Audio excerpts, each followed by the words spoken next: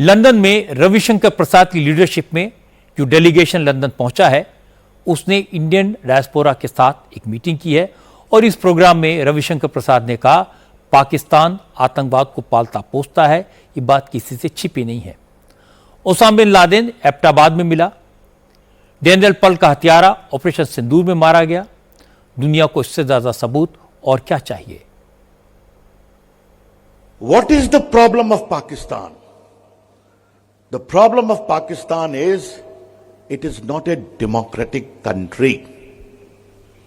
मैं हिंदी में बताना चाहूंगा, मोहम्मद अली जिन्ना ने बनाया पाकिस्तान, वो बन गया जनरल्स की दुकान।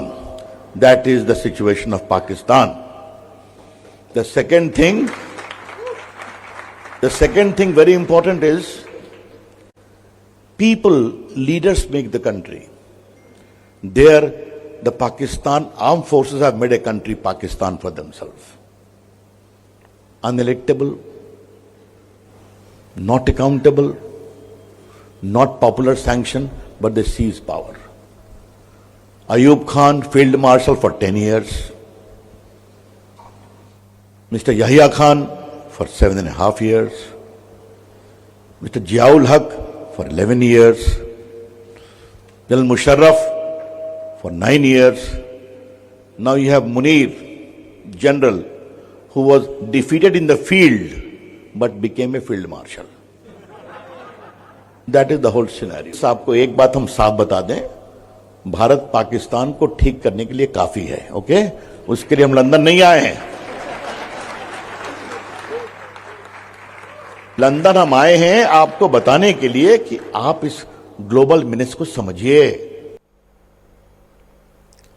रविशंकर प्रसाद ने पाकिस्तान का कच्चा चिट्ठा खोलकर रख दिया और दुनिया को यह भी बता दिया कि भारत पाकिस्तान से निपटने में सक्षम है।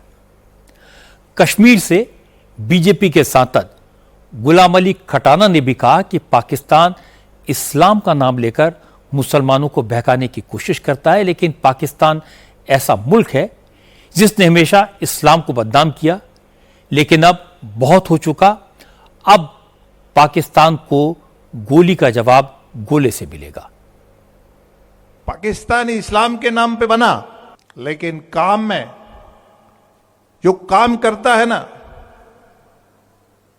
जो दरिंदगी फैलाता है ना, जो दहशतगर्दी फैलाता है ना, इनोसेंट सिविलियन पे वहां की आर्मी,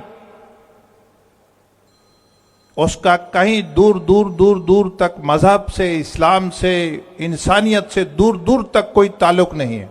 और पाकिस्तान ने जितना इस्लाम को डैमेज करा है दुनिया में, मुझे नहीं लगता किसी ने करा होगा। मुझे लगता है दुनिया में सबसे ज्यादा कोई हिपोक्रेट है तो वो पाकिस्तान है। एक साथ भीख मांगता है और दूसरी साइड दरिंदगी फैलाता है, टेररिज्म फैलाता है।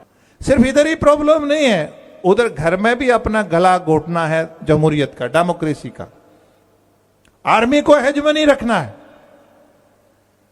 और इसलिए यहां गड़बड़ करना है।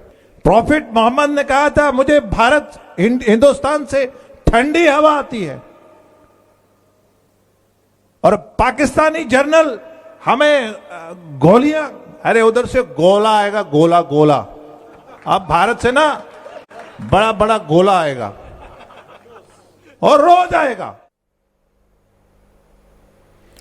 हमारे देश के जो एमपीज बाहर के मुल्कों में गए हैं, उन्होंने बहुत अच्छा काम किया है, पूरी दुनिया में पाकिस्तान को एक्सपोज किया है और बड़े सिस्टमेटिक तरीके से भारत का पक्ष दुनिया के सामने रखा है।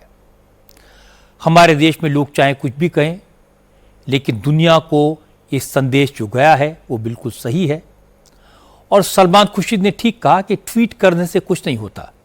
जब सवाल देश का होता है तो देश ही सबसे पहले होता है, चाहे आप किसी भी पार्टी से हों, किसी भी विचारधारा के हों। मुझे तो लगता है कि डेलीगेशन भेजने का ये प्रोसेस सिर्फ वन टाइम एफर्ट नहीं होना चाहिए, इसे एक रेगुलर प्रैक्टिस बना देना चाहिए।